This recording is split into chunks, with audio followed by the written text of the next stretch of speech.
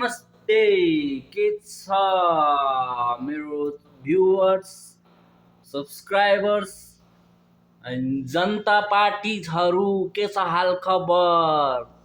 So सबैजना ठिकै सन्चै आरामै होला। म पनि एकदम सन्चै छु। सो गाइजहरु, म चाहिँ आज हल्का कामबाट छिटै आइयो एन्ड यसो भिडियो पनि बनाइदिउँ भनेर अब मोबाइल तेर्साएँ है। आज चाहिँ मैले छुट्टै भिडियो बनाउने कोसिस गरेको छु। अब भिडियो के कस्तो हुन्छ प्रतिक्रिया दिनु होला है भिडियो हेरेर। सो गाइज, मैले चाहिँ आज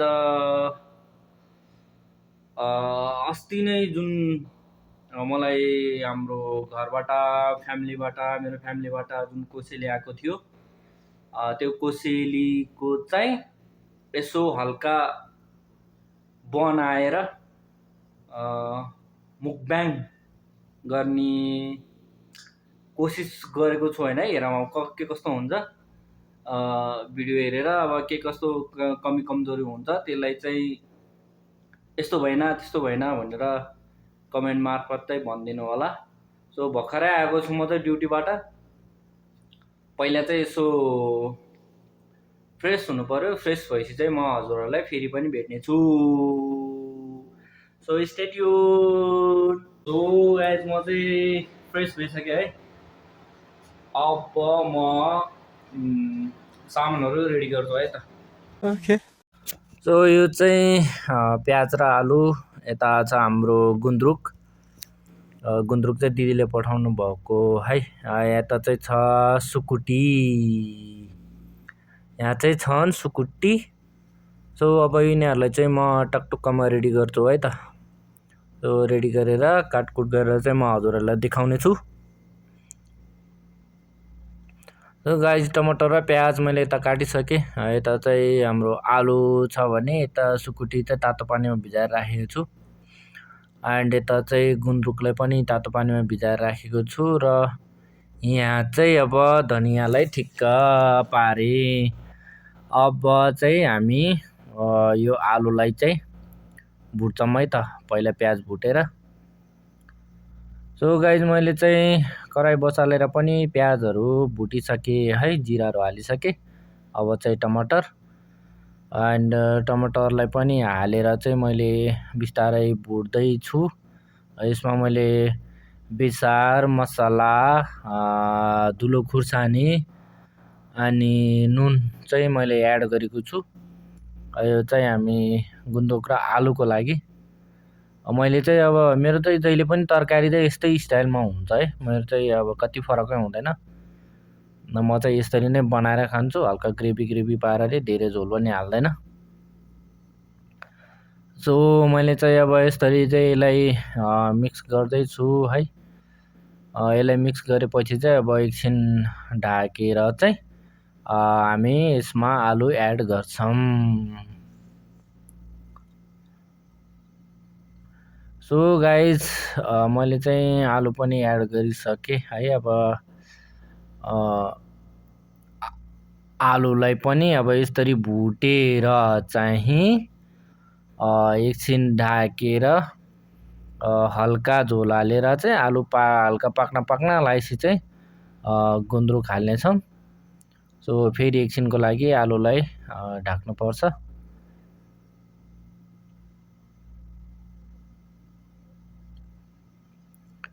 सो गाइस, धेरै टाइम पछि चाहिँ फेरि ढक्कनलाई खोलेर चाहिँ मैले आलु चाहिँ हाम्रो ठिक्क भइसकेको छ। सो मैले गुन्द्रुक एड गरेँ यसमा। अब गुन्द्रुकलाई पनि हल्का मिक्स गरेर चाहिँ हल्का पानी यतिले चाहिँ हल्का हुँदैन, किनभने गुन्द्रुक पनि पाक्नु पर्यो। सो हल्का पानी हालेर चाहिँ म फेरि यसलाई छोपेर चाहिँ हजुरहरूलाई सबै रेडी भएपछि देखाउँछु एकैचोटि है त। सो गाइज, हाम्रो यो सुकुटी रेडी भइसक्यो है। हेर्नु त कस्तो भएछ सुकुटी। मैले एउटा दुईटा ट्राई पनि गरेँ एन्ड यो चाहिँ खाना अनि यतापट्टि चाहिँ हाम्रो गुन्द्रुक र आलु। सो एकदम हेर्ने बेलामा मिठो देखिरहेछ है। सो म चाहिँ अब सबै रेडी गरेर हजुरहरूलाई एकैचोटि भेट्ने छौँ। सो फेरि पनि स्वागत छ हजुरहरूलाई मेरो च्यानलमा है त। सो गाइज सबै रेडी भइसक्यो। यो सुकुटी अनि यो चाहिँ गुन्द्रुक र आलु, यता हाम्रो पानी अनि यो चाहिँ मेरिन्डा है, चिसोलाई पनि फोड्थ्यौँ। अझै चिसो चाहिँ छैन। अनि यो चाहिँ खाना है त। सो गाइज म चाहिँ अब किन चिसो बनाउने होइन, म चाहिँ तातै खाना सुरु गरेँ। सुरुमा गुन्द्रुक र आलु बोर्डको छैन, त्यही भएर मैले चाहिँ प्लेटमै हालेँ, साथीको प्लेटमा गुन्द्रुक र आलु।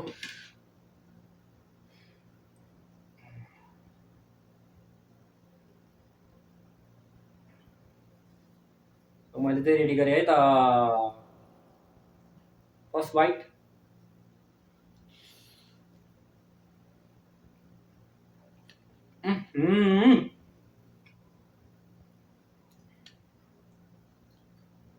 दामी। हाम्रो दिदीले गुन्द्रुक चाहिँ खतरा बनाउनु भएको रहेछ। जोस्।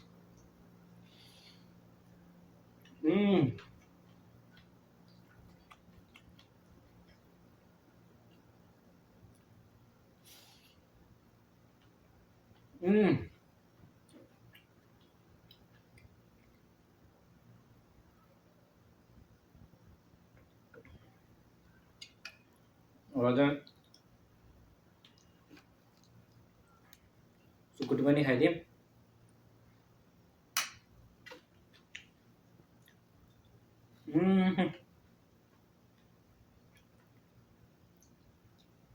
खतरा आलु।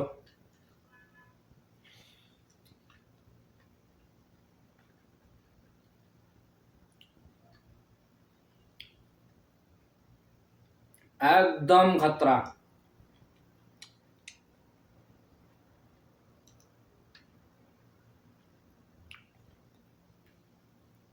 मलाई फेरि कपाक कपाक।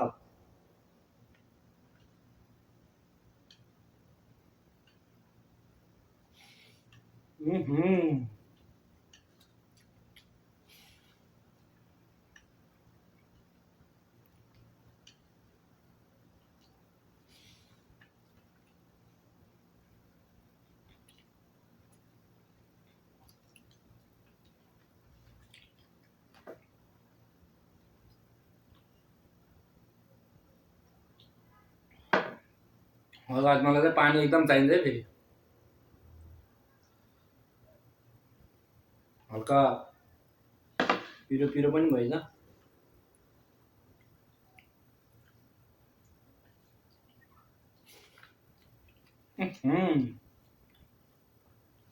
बाबा।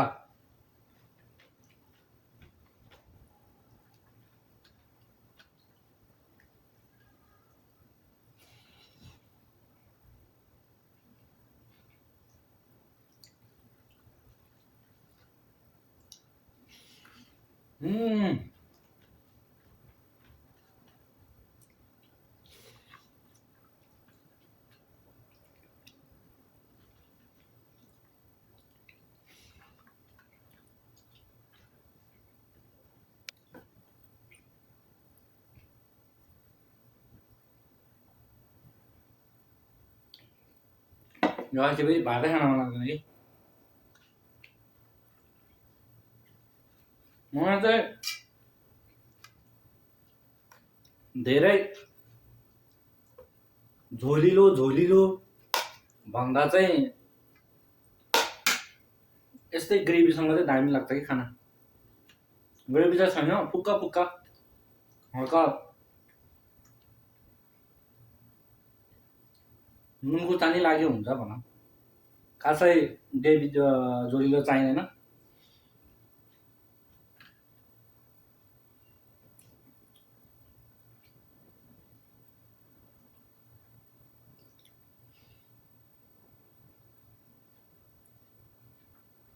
Mm.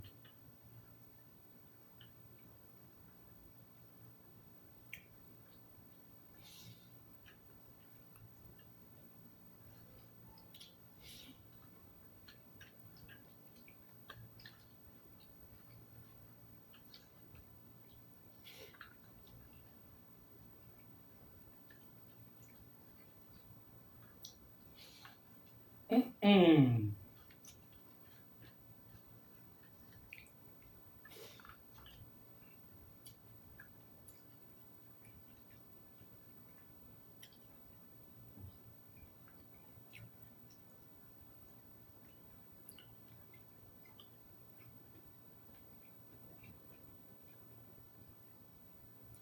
चुकुटी चाहिँ खतरा साह्रो थियो होइन, तर मैले 1 घन्टासम्म तातो पानीमा भिजाएँ होला, एकदम सही छ, नरम भएको छ एकदम।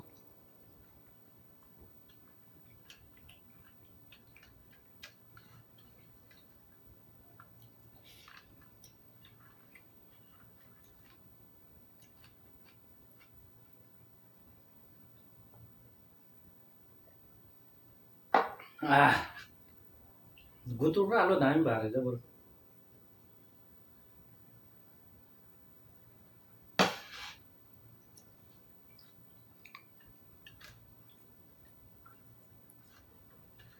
मैले चाहिँ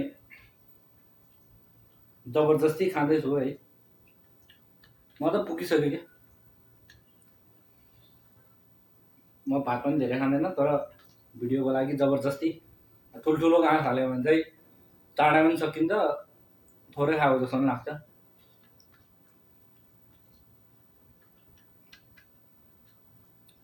भात पनि धेरै थिएन, प्लेट यस्तो कोक्रो भएको कारणले चाहिँ हल्का धेरै देखियो होला, भात चाहिँ धेरै छैन है फेरि।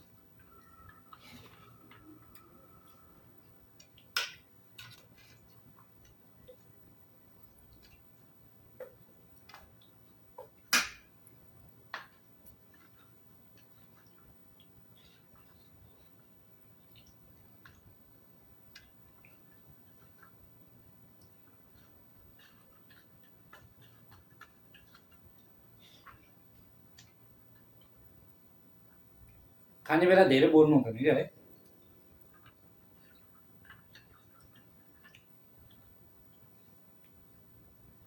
कपाक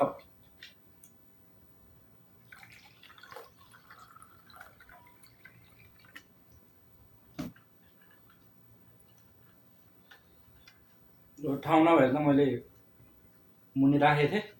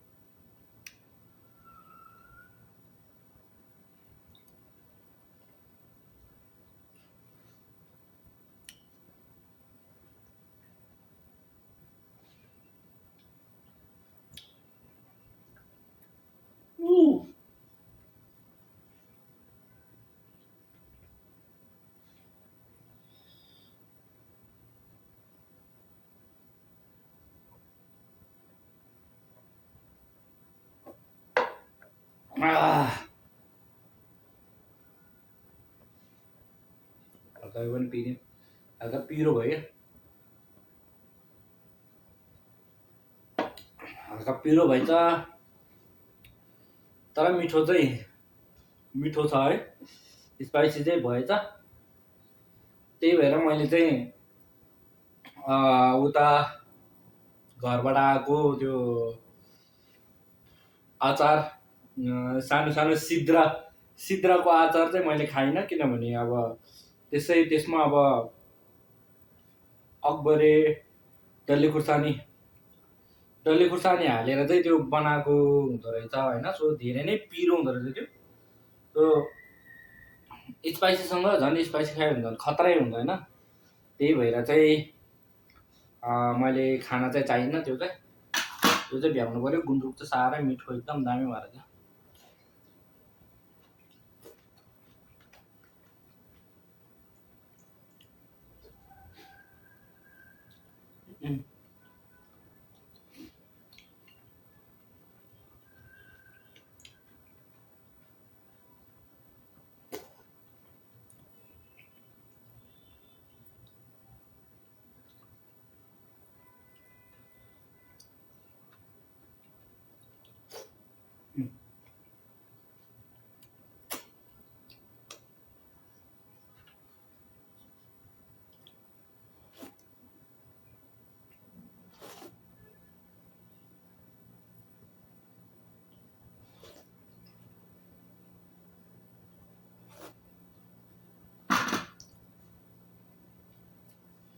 केही नै हुँदैन।